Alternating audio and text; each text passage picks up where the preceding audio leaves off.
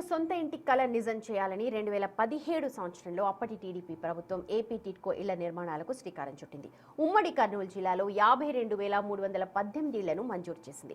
2019 మేలో వైసీపీ ప్రభుత్వం ఏర్పడ్డాక టిడ్కో ఇళ్ల వ్యవహారం వెనక్కి వెళ్లిపోయింది. వందల కోట్లు ఖర్చు చేసి నిర్మించిన ఇళ్లు నిరుపయోగంగా మారాయి.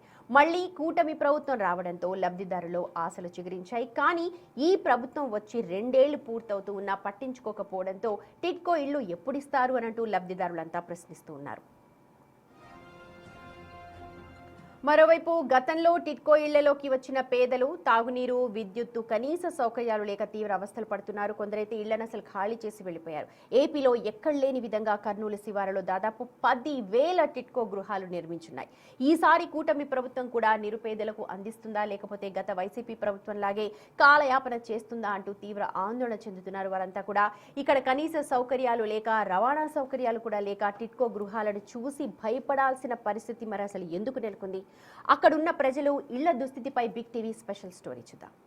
9 ఏళ్లు గడిచిన పేద ప్రజలకు టిడ్కో గృహాలు అందని ద్రాక్షగా మారేనా? కర్నూలు శివారులో దాదాపుగా 10,000 టిడ్కో గృహాల పరిస్థితి ఎలా ఉంది? స్థానికంగా ఉన్న ప్రజలు ఏమనుకుంటున్నారు? ప్రభుత్వాలు మారిన టిడ్కో గృహాలు ప్రజలకు అందుబాటులోకి రావడం లేదా? టిడ్కో గృహాల్లో జరుగుతున్న పరిస్థితులు ఏంటి? అధికారులు ఎలాంటి చర్యలు చేపట్టారు? 2017లో ప్రారంభమైనటువంటి టిడ్కో గృహాల పరిస్థితి ఏంటి? 9 ఏళ్లు గడుస్తున్నా ప్రజలకు అందని ద్రాక్షలా మారిందా? ఈ ఏడాదైనా టిడ్కో గృహాలు ప్రజలకు అందుబాటులోకి వచ్చేలా ప్రభుత్వాలు చర్యలు తీసుకుంటున్నాయా? అక్కడ జరుగుతున్న వాస్తవాలేంటో బిగ్ టీవీ ప్రత్యేక కథనం ద్వారా చూద్దాం. 2017లో అప్పటి ప్రభుత్వం పేదలకు సొంతింటి కలే లక్ష్యంగా దాదాపుగా కర్నూలు నగర శివారులో 10,000 టిడ్కో గృహాలకు శ్రీకారం చుట్టిన విషయం మనకు తెలిసిందే. మనం విజువల్లో చూస్తున్నాం. కర్నూలు నగరానికి దాదాపు 8 కిలోమీటర్ల దూరంలో ఒకే చోట దాదాపు 10,000 టిడ్కో గృహాలను ఏర్పాటు చేసి పేదలకు తమ సొంతింటి కలను నెరవేర్చేలా 2017లో అప్పట్లో ప్రభుత్వం శ్రీకారం చుట్టింది. అయితే 2019లో వైసీపీ ప్రభుత్వం అధికారంలోకి రాగానే ఆ టిడ్కో గృహాల పరిస్థితి చాలా అధ్వానంగా మారింది. అన్నీ కూడా శిథిలావస్థకు చేరుకున్న పరిస్థితి. ఎందుకంటే గత ప్రభుత్వము శ్రీకారం చుట్టిన ఈ కార్యక్రమానికి గతంలో వైసీపీ ప్రభుత్వం నిర్వీర్యం చేసిందంటూ అనేక రకాల ఆరోపణలు వచ్చాయి. ఎందుకంటే కర్నూలులో కావచ్చు లేదా కర్నూలు శివారులో నివసిస్తున్న పేద ప్రజలందరికీ తమ సొంతింటి కలే లక్ష్యంగా 2017లో శ్రీకారం చుట్టిన 2019 నాటికి దాదాపు 60% పనులు పూర్తయ్యాయి.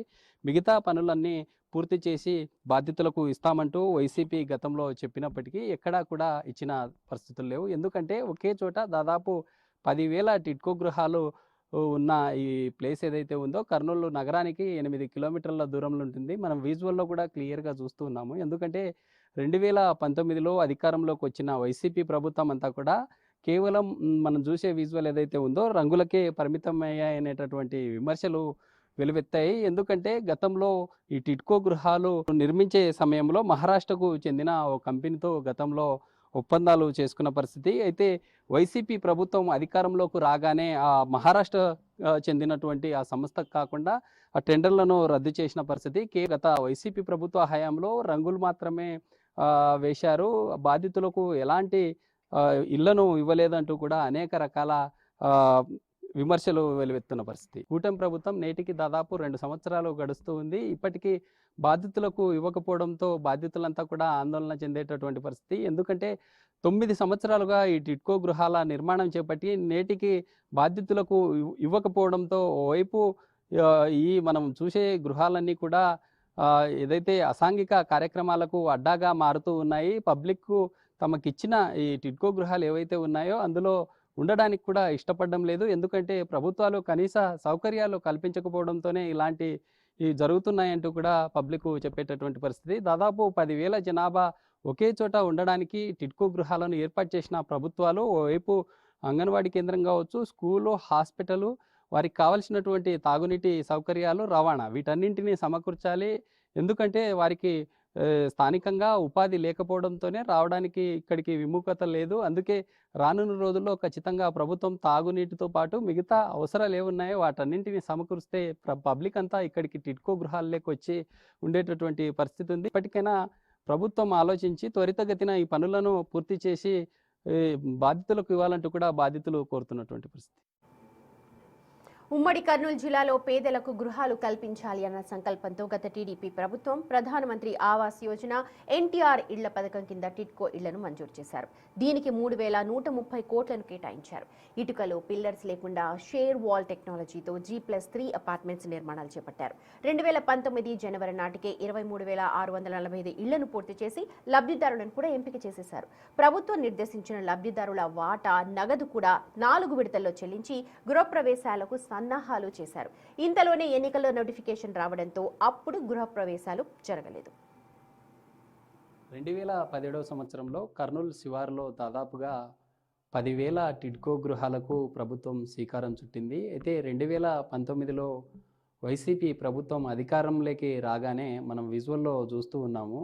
దాదాపు 5 సంవత్సరాల కాలంలో కేవలం రంగులు మార్చింది, బాధితులకు ఇవ్వలేదంటూ బాధితులతో పాటు ఇటు టీడీపీ పార్టీ గతంలో అనేక రకాల ఆరోపణలు చేసిన పరిస్థితి. దాదాపు 9 సంవత్సరాల కాలంలో ఈ 10,000 గృహాలు ఏవైతే ఉన్నాయో బాధితులకు ఇవ్వడం కోసం గతంలో ప్రభుత్వం అనేక రకాల చర్యలు చేపట్టినప్పటికీ ఇవ్వలేనటువంటి పరిస్థితి మనం విజువల్లో చూస్తూ ఉన్నాము. మనం డబల్ బెడ్రూమ్ ఇంటిని చూస్తున్నాము. ఇంట్లోకి ఎంటర్ కాగానే హాలు రైట్ సైడ్లోనే కిచెన్ను ఏర్పాటు చేశారు. కిచెన్తో పాటు హాలు 2 డబల్ బెడ్రూమ్ ఫ్లాట్లు నిర్మాణం చేపట్టిన పరిస్థితి మనం చూస్తూ ఉన్నాము. ఈ నిర్మాణం అంతా కూడా ఎలాంటి ఇటుకనో లేక మా బండరాయితోనో ఈ నిర్మాణం చేపట్టలేదు. మహారాష్ట్రకు చెందిన నూతన టెక్నాలజీ విధానంతో ఇదంతా కూడా షేర్వాల్ టెక్నాలజీతో ఇంటి నిర్మాణం చేపట్టిన పరిస్థితి. G+3గా వీటి నిర్మాణం చేపట్టారు. దాదాపు ఫ్లాట్లో 48 కుటుంబాలు నివసించడానికి అనుకూలంగా ఉండేలాగా వీటి నిర్మాణం చేపట్టారు. మనం హాల్లో ఒకసారి అబ్జర్వ్ చేసినట్లయితే హాల్లో కబోర్డ్తో పాటు తమ ఎలక్ట్రానిక్ గ్యాడ్గెట్స్ను యూజ్ చేసుకునేలాగా ఇక్కడే నిర్మాణం చేపట్టిన పరిస్థితి. అయితే ఇందులో ప్రధానంగా 2 బెడ్రూమ్స్ చిన్నగా ఏర్పాటు చేశారు. వాటితో పాటు అటాచ్డ్ వాష్రూమ్ను కూడా పెట్టినటువంటి పరిస్థితి. దాదాపు 9 సంవత్సరాల కాలంలో వీటిని సిద్ధంగా చేసి వారికి తమ ఇంటి నిర్మాణం పూర్తయిన తర్వాత తాళాలు ఇస్తే కూడా ఇక్కడికి రాలేనటువంటి పరిస్థితుల్లో పబ్లిక్ ఉన్నారంటే మనం అర్థం చేసుకోవచ్చు. ఎందుకంటే దాదాపు ఈ ఇళ్ల నిర్మాణం చేపట్టి నేటికి ఈ సంవత్సరాలు గడుస్తూ ఉన్నా ఇప్పటికే 9 సంవత్సరాల కాలంలో పబ్లిక్ కనీస సౌకర్యాలు లేకపోవడంతో ఇబ్బందులకు గురయ్యేటటువంటి పరిస్థితి. నిజంగా వీటన్నింటి నిర్మాణం పూర్తి చేసి దాదాపు 10,000 కుటుంబాలు ఒకే చోట ఉండడం కోసం ప్రభుత్వం గతంలో అనేక రకాల చర్యలు చేపట్టినప్పటికీ పబ్లిక్ ఇక్కడికి రావడానికి ఇష్టపడలేనటువంటి పరిస్థితి. ఎందుకంటే ఓవైపు తాగునీటి అవసరంతో పాటు ఇటు హాస్పిటలు, స్కూలు, అంగన్వాడీ కేంద్రము, రవాణా తదితర అవసరాలన్నీ పబ్లిక్ సమకూరిస్తే ఖచ్చితంగా ఇక్కడికి వచ్చి ఉండే అవకాశం ఉంటుంది. ఇప్పటికైనా ప్రభుత్వం ఆ దిశగా అడుగులు వేసి ముందుకు వెళ్ళేలా ఉండాలంటూ కూడా పబ్లిక్ కోరేటటువంటి పరిస్థితి. దాదాపు 10,000 టిడ్కో గృహాల సమీపంలోనే అసాంఘిక కార్యక్రమాలకు అడ్డాగా కూడా మారింది. ఓవైపు కొండలు గుట్టల్లా మారి చెట్టు పుట్టల్లా ఉండడంతోనే ఇక్కడికి పబ్లిక్ రావాలంటే భయపడే పరిస్థితి. వీటన్నింటికీ ఓవైపు పోలీస్ సంబంధిత ప్రొటెక్షన్తో పాటు మిగతా ప్రభుత్వ కార్యాలయాలన్నీ ఇక్కడే నెలకొల్పి పబ్లిక్కి అందుబాటులోకి వచ్చేలాగా అనేక రకాల చర్యలు తీసుకుంటే అంటే కర్నూలుకి దాదాపు 8 కిలోమీటర్ల దూరంలోనే ఉండడంతో కర్నూలు మున్సిపాలిటీలో ఉండే ఛాన్స్ ఉంటుంది. మున్సిపాలిటీకి కావాల్సినటువంటి సౌకర్యాలు ఏవైతే చేకూరుస్తుందో వాటన్నింటినీ ఇక్కడే నెలకొల్పి పబ్లిక్కి అందుబాటులో ఉండేలాగా చేయాలంటూ కూడా పబ్లిక్ కోరేటటువంటి పరిస్థితి. 2019 మేలో వైసీపీ ప్రభుత్వం ఏర్పడడంతో ఏపీ టిడ్కో ఇళ్ల పంపిణీ వ్యవహారం అక్కడ ఆగిపోయింది. ఉమ్మడి జిల్లాలో టెండర్లు జరిగి పనులు మొదలు పెట్టని 21,038 ఇళ్లను రద్దు చేసింది. 2,500 ఇళ్లకు రివర్స్ టెండరింగ్ పద్ధతిలో టెండర్లు పూర్తి చేసినా పనులు మొదలు కాలేదు. అయితే ఇన్నాళ్లకు టిడ్కో ఇళ్ల పంపిణీ పేరిట నాటి వైసీపీ ప్రభుత్వం హడావుడైతే చేసింది. కానీ 23,645 ఇళ్లకు గాను ఉమ్మడి కర్నూలు జిల్లాలో 7,007 ఇళ్లను లబ్ధిదారులకైతే అప్పగించారు. కానీ కనీస సౌకర్యాలు లేకపోవడంతో ఇవాల్టికి కూడా కర్నూలులో దాదాపు 100 ఇళ్లలో కూడా లబ్ధిదారులు అక్కడ నివసించడం లేదు. శివార్లో టిడ్కో గృహాలు నిర్మించి నేటికి దాదాపు 9 సంవత్సరాలు గడుస్తుంది. ఇప్పటికీ పేద ప్రజలకు తమ సొంతింటి కల నెరవేరలేదు. మనం విజువల్‌లో చూస్తూ ఉన్నాము. టిడ్కో గృహాల సమీపంలోనే దట్టమైన అటవీ ప్రాంతాన్ని తలదన్నేలా ఇదంతా కూడా నిర్మానుష్యంగా మారిన విజువల్ మనం చూస్తూ ఉన్నాము. ఓవైపు దట్టమైన అటవీ ప్రాంతంతో పాటు బండరాళ్లతో ఉన్న విజువల్ చూస్తూ ఉన్నాము. నేటికి దాదాపు కూటమి ప్రభుత్వం రెండవ ఏడాది కూడా దాదాపు పూర్తయ్యే ఛాన్స్ ఉంది. ఇప్పటికి కూడా పేద ప్రజలకు తమ సొంతింటి కల నెరవేరలేదంటూ ప్రజలు ఆందోళన చెందుతున్న పరిస్థితి. ఎందుకంటే మనం ఒకసారి పరిశీలించినట్లయితే ఈ టిడ్కో గృహాల సముదాయంలో దట్టమైన అటవీ ప్రాంతంలాగా దర్శనమిస్తున్న పరిస్థితి. ఇప్పటికే అధికారులు వీటన్నింటినీ తొలగించి రానున్న రోజుల్లో బాధితులకు త్వరితగతిన అందిస్తామంటూ చెప్పేటటువంటి పరిస్థితి. మరోపక్క దాదాపు నేటికి 9 సంవత్సరాలు గడుస్తూ ఉంది. ఈ 9 సంవత్సరాల కాలంలో నిర్మించిన ఈ గృహాలు ఏవైతే ఉన్నాయో అవన్నీ కూడా శిథిలావస్థకు చేరుతూ ఉన్నాయి. ఓవైపు పబ్లిక్ రాకముందుకే అవన్నీ కూడా శిథిలావస్థకు చేరడంతో పాటు నిత్యం అసాంఘిక కార్యక్రమాలకు అడ్డాగా మారుతూ ఉన్నాయి. మనం విజువల్లో కూడా చూస్తూ ఉన్నాము. దాదాపు 9 సంవత్సరాల కాలంలో నిర్మించిన ఈ భవనాలు ఏవైతే ఉన్నాయో ఇవంతా కూడా 2017లో ప్రభుత్వం శ్రీకారం చుట్టిన పరిస్థితి. 2019లో వైసీపీ ప్రభుత్వం అధికారంలోకి వచ్చిన తర్వాత మనం వైపు అబ్జర్వ్ చేసినట్లయితే ఈ టిడ్కో గృహాలన్నీ కూడా కేవలం గత ప్రభుత్వ హయాంలో రంగులకు మాత్రమే పరిమితమైందంటూ అనేక రకాల విమర్శలు వచ్చిన పరిస్థితి. 2019లో దాదాపు వైసీపీ ప్రభుత్వ హయాంలో 5 సంవత్సరాల కాలంలో బాధితులకు ఇళ్ళ నిర్మాణం చేపట్టలేదు. మనం ఒకసారి ఈ టిడ్కో గృహాలను అబ్జర్వ్ చేసినట్లయితే దాదాపుగా మహారాష్ట్రకు చెందిన ఒక కంపెనీతో టైఅప్ అయి గతంలో ఈ నిర్మాణాలు చేపట్టారు. కానీ అదంతా కూడా గతంలో ఎలాంటి ఇటుక కానీ లేదా బండరాళ్ళు కానీ వాటన్నింటితో కాకుండా ఓన్లీ షేర్వాల్ టెక్నాలజీ ద్వారా G+3గా ఈ నిర్మాణం చేపట్టారు. మనం చూస్తూ ఉన్నాము విజువల్లో.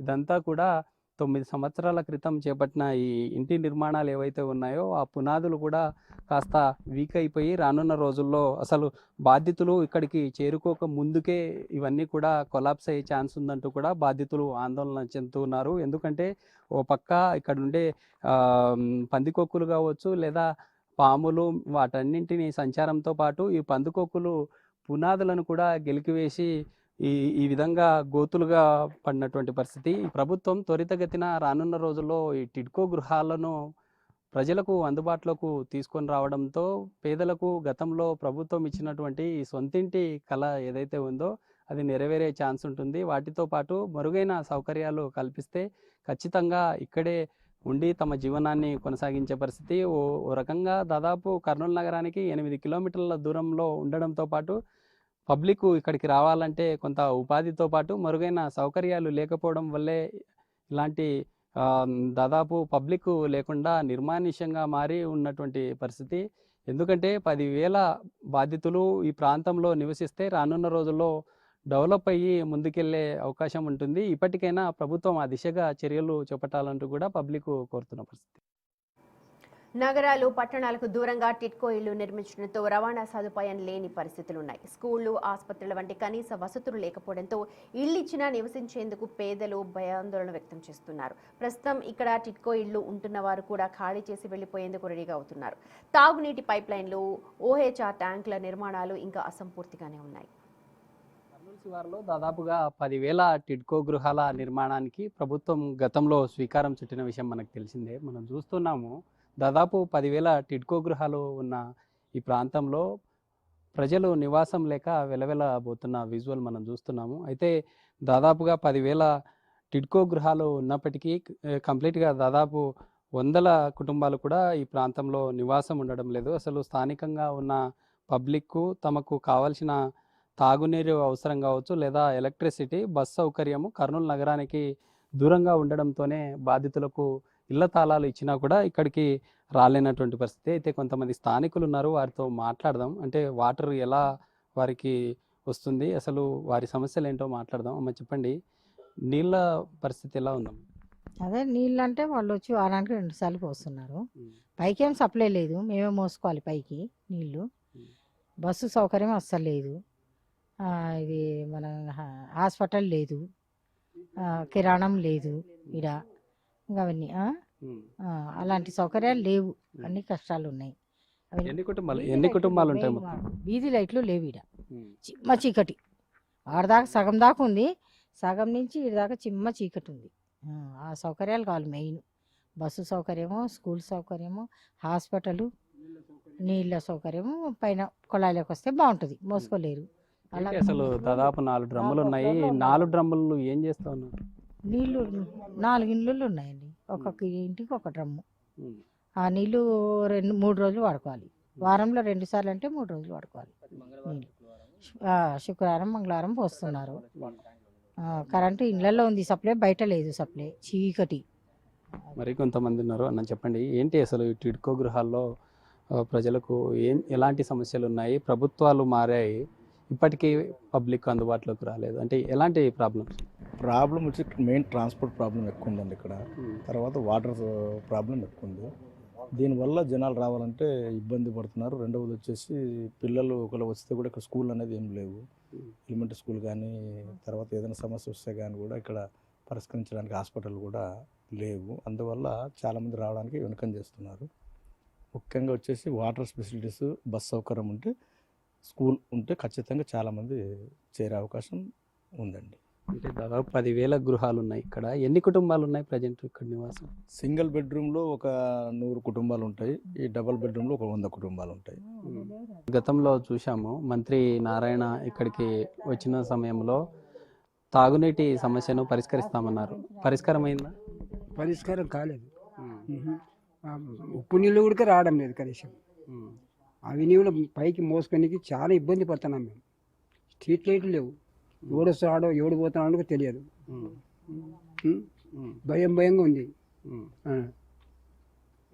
నీళ్ళ సౌకర్యం మాత్రం బొత్తిగా లేదు, చాలా ఇబ్బంది పడుతున్నాం.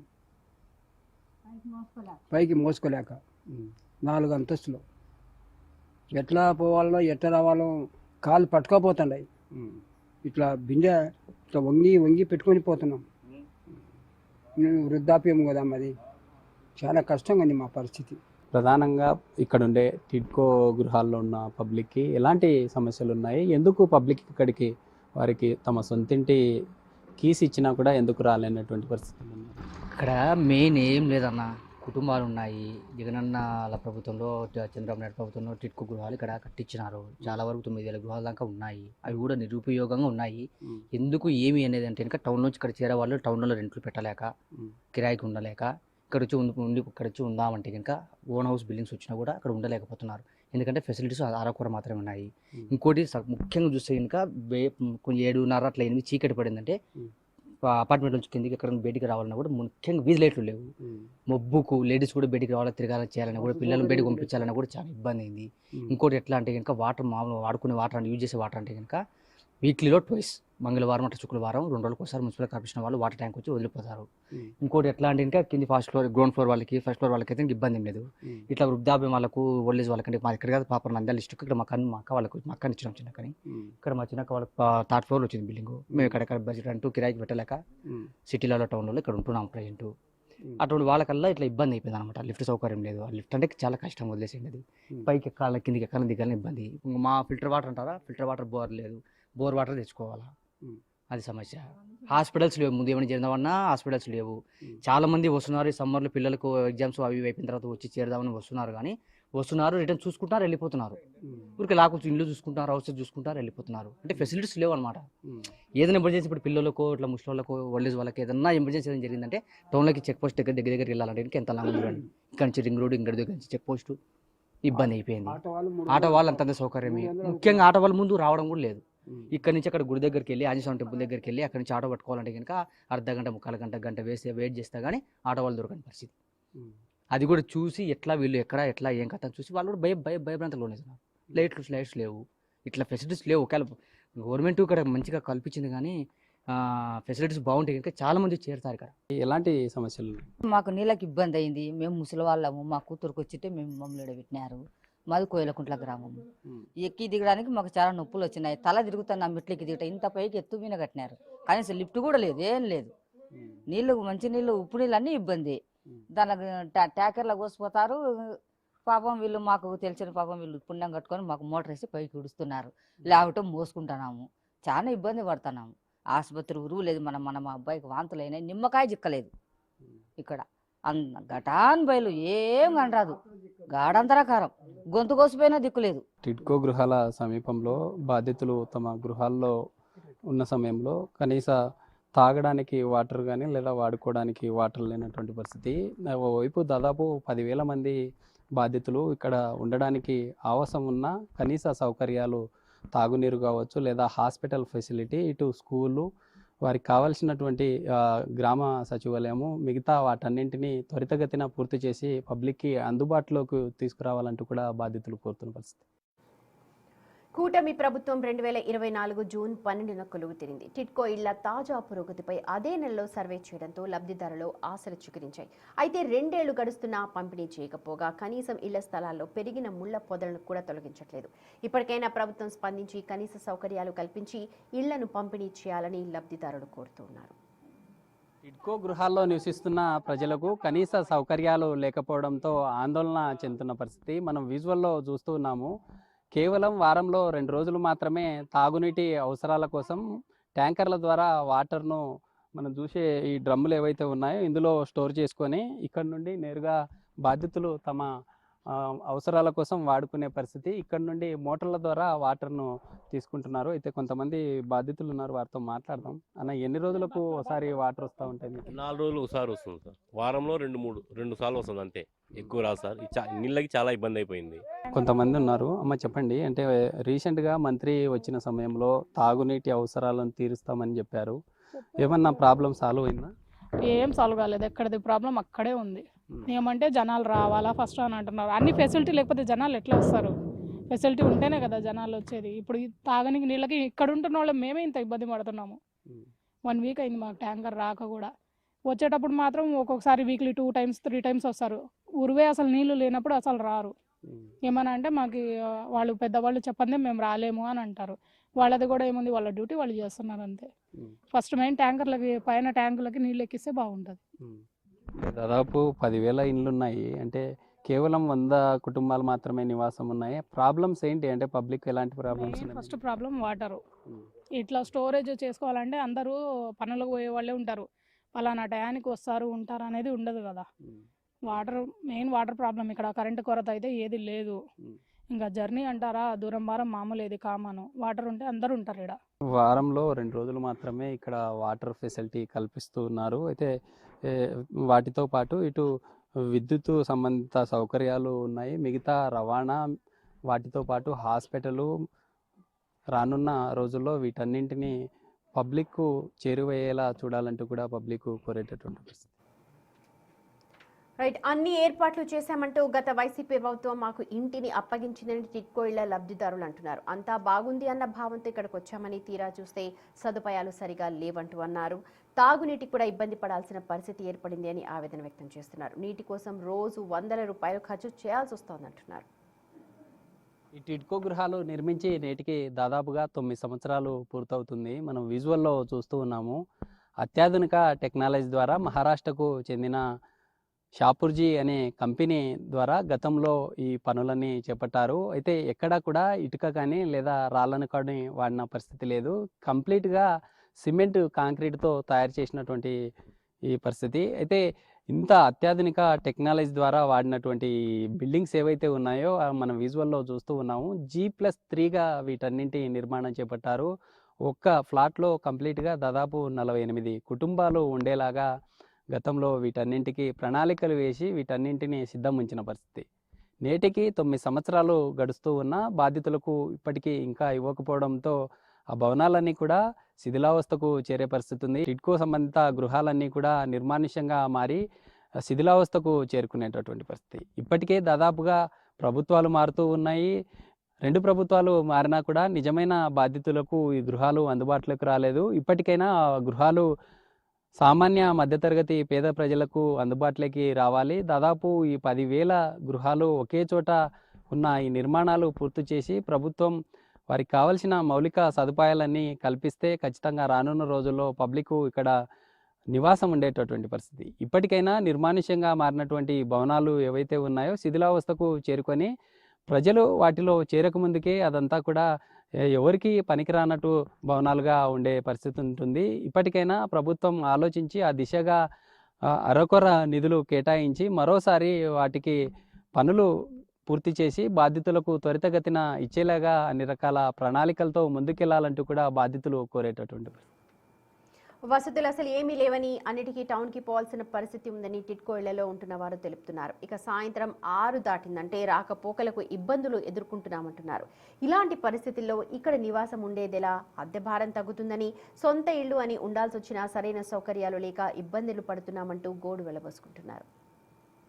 నగర శివారులో నిర్మించిన టిడ్కో గృహాల బాధితుల కోసం దాదాపుగా 10,000 కుటుంబాలు నివాసం ఉండే ఈ ప్రాంతంలో 3 స్టోరేజ్ ట్యాంకులను నిర్మాణం చేపట్టిన పరిస్థితి. నిజంగా ఆ 3 స్టోరేజ్ ట్యాంకులతో పాటు వారికి కావలసిన కనీస మౌలిక సదుపాయాలను కల్పిస్తే ఈ ప్రాంతంలో బాధితులంతా వచ్చి ఉండే పరిస్థితి. మనం విజువల్లో కూడా చూస్తూ ఉన్నాము. టిడ్కో గృహాల సమీపంలోనే స్టోరేజ్ ట్యాంకుని మనం చూస్తూ ఉన్నాము. ఆ స్టోరేజ్ ట్యాంకు ఎక్కడ కూడా వాటర్తో స్టోర్ చేసినటువంటి పరిస్థితి లేదు. అలాంటి 3 ట్యాంక్స్ ఏవైతే ఉన్నాయో ఆ ట్యాంకులన్నింటిలో వాటర్ని నింపి ప్రజలకు అందుబాటులోకి తీసుకొచ్చేలాగా అన్ని రకాల చర్యలు చేపట్టాలంటూ గతంలో పబ్లిక్ అంతా కూడా ఇక్కడికి వచ్చే అధికారులను కోరినప్పటికీ అధికారులు వారికి ఎలాంటి ఏర్పాటు చేయనటువంటి పరిస్థితి.